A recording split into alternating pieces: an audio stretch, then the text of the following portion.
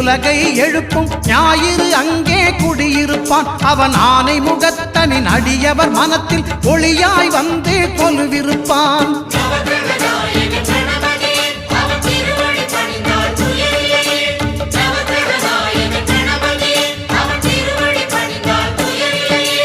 ஒன்பது கோளும் ஒன்றாய் காண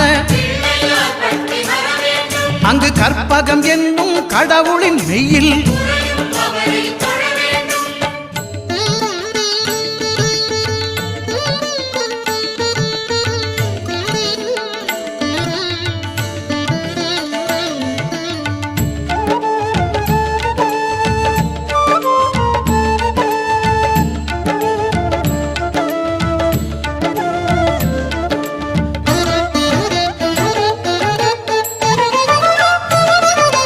திங்கள் பகவான் திருமுகம் காண